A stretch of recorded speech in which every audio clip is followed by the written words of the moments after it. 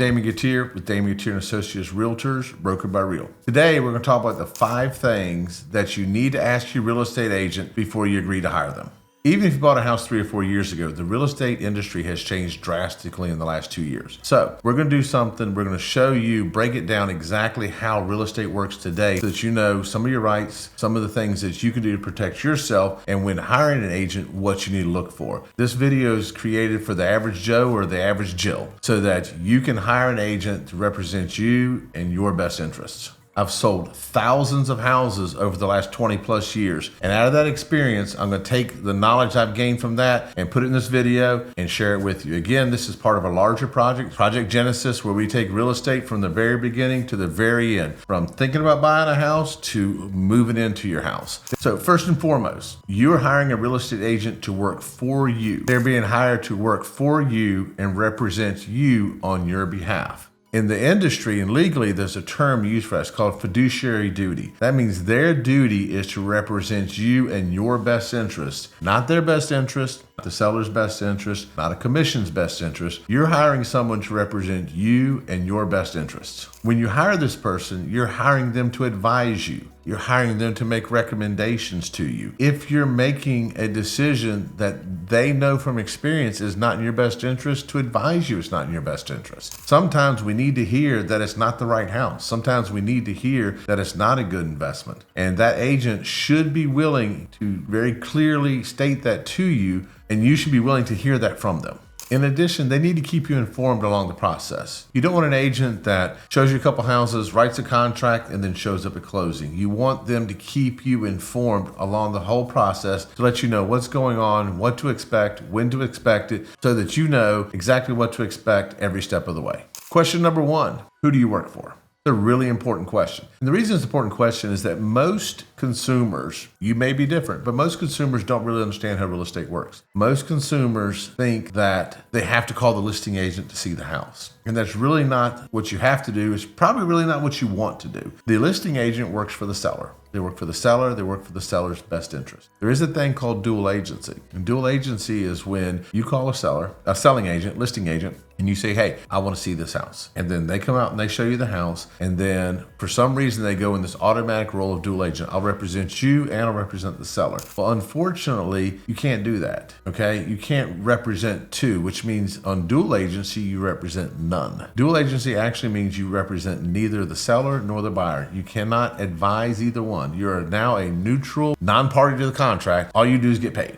Okay. We don't like dual agency. We don't encourage dual agency. We try not to do dual agency. If you as a consumer call and want to see one of our listings, you can hopefully use a different agent on our team, a buyer's agent, to view that listing. If you want to look at it with the listing agent, then the listing agent would represent the seller and then would treat you as a customer and not advise you. They cannot advise you. And that's because they were hired by the seller to do a job, which is represent the seller. So let's back up. You hire an agent, you want them to hire. You ask an agent, when you're meeting them, who do you work for? And the answer to that question needs to be, I work for you, the buyer, which means they're going to work in your best interest. They're going to negotiate for you. They're going to advise you. They're going to lead you through the process with solely your best interest at heart.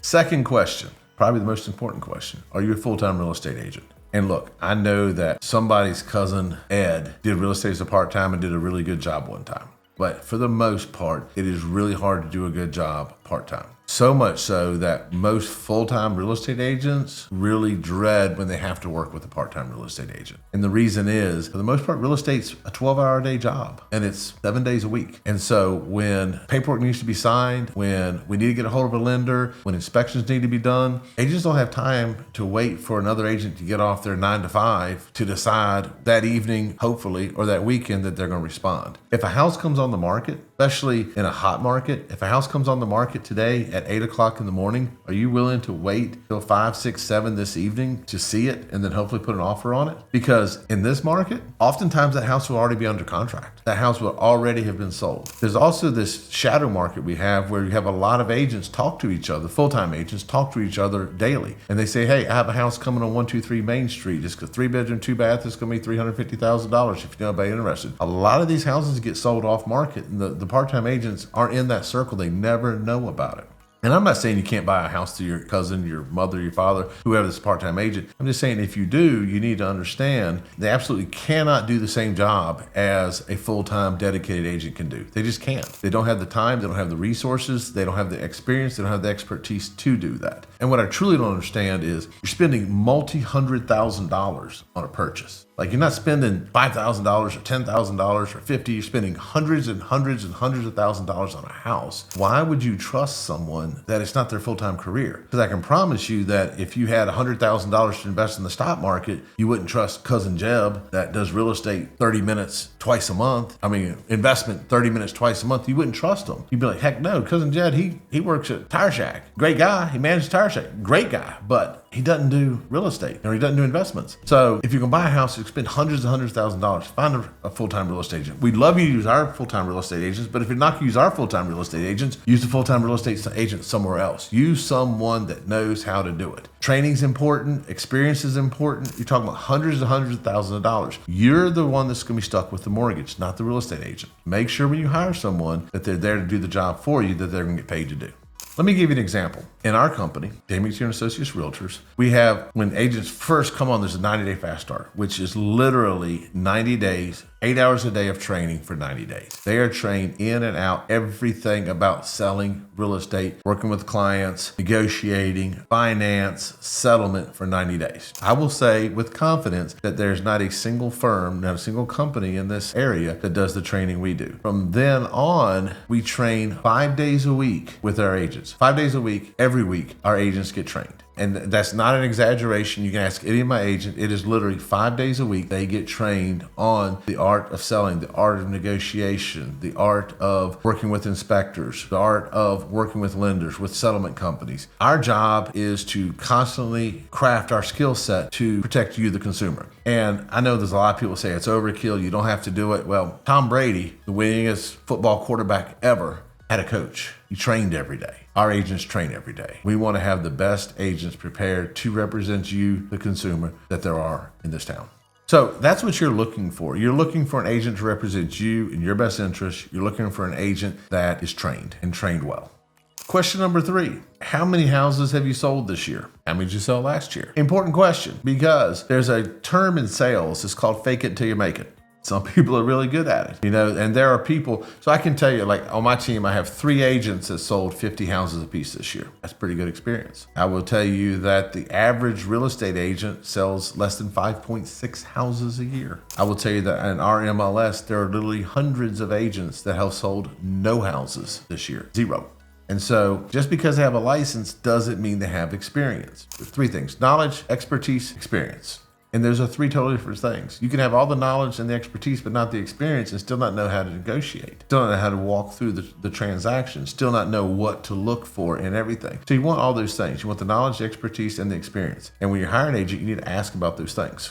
Let me give you a great analogy. How many times have you been in a restaurant and there's 2 tables in there and there's services? You can't get anybody to come to your table. You see them all over there chatting. They're not paying attention to you. And then you go in the same restaurant and it's moderately busy, not slammed, but moderately busy, and everything's just clicking. Server comes to your table on time. Your drink's never empty. Your food's hot when it gets there. They clear the table. They bring the check on time. And it's the difference between someone that's engaged in the business. They're busy. They're doing their job. They're full-time. Or someone that's just not engaged. They don't have enough to do. They're not doing it every day. They don't have their A game on. You want somebody with their A game on. You want that moderately busy agent from that moderately busy restaurant. So number 4 is, do you have a list of people you recommend, of vendors, mortgages, closing companies, contractors, termite people, home inspectors? If they're doing this business and they've been doing it and they have experience and everything, they should very confidently tell you who they would use. The old adage used to always be give you a list of 3 people. And in this business, I don't really think that's prudent anymore. I think you ought to know who is a good lender, who's a good settlement company, who's a good termite inspector, who's a good home inspector, who's a good contractor, and be able to give you that list. I don't really believe in the adage of, so I just named 4 different businesses, so let me give you 12 people. Now you as a consumer have to call 12 people and get your opinion of them. We're the experts. We're the ones that have been doing it forever. We should be able to tell you, hey, call this lender, call this settlement company, call this insurance company. That's what we should be able to do. And we should be able to do that because we have the experience and the knowledge to recommend those people to you.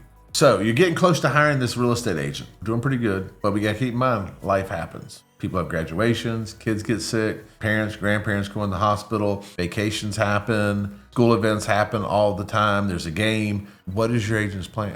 So number 5 is going to be, what is your agent's plan when life happens? What happens? They could have another client. And I know everybody wants to be the only client, but if you got a good agent, they have other clients, okay? You want to see a house. What's going to happen when life happens and your agent cannot show you the house? You need to ask that question because it's a really important question, especially in this market where it's a hot market. Because if that house goes on the market today and it's a hot house, it's going to sell today. If you can't get in it today because your agent had something come up, what are you going to do? You're going to miss out on that house. So ask your agent that question. I know here we have backup plans. All of my agents have showing partners, and these are highly trained real estate agents that know how to show a house, know what to look for, know what to suggest to you, that they're going to be the eyes and ears for the agent. As soon as the showing's done, they'll call the agent and say, hey, Mary liked this, didn't like this. She has a question about this, follow up with this. And then your agent will do all those things. And so we have highly trained showing partners. They're an integral part of our team. They're there to benefit you, the consumer. They're there so that when you're buying a house, and this is what we want to keep in mind, there should never be a time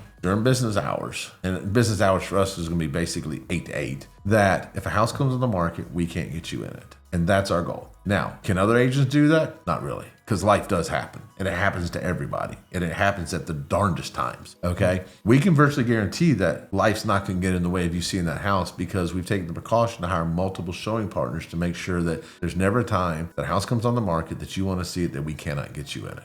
So this concludes this video. Keep in mind the questions like, who do they work for? Who does that agent work for? Are they a full-time real estate agent? How many houses have they sold in the last year? Do you have a list of people to recommend to me, of vendors to recommend to me, to help me? And then last but not least is, what is your backup plan? When life happens, how are you taking care of me? If you found value in this video, make sure that you give it a like and comment down below any questions that you might ask an agent if we didn't have it on our list. And don't forget to subscribe and hit the bell notification so that you can be updated on future content. Thank you, and we'll see you next time.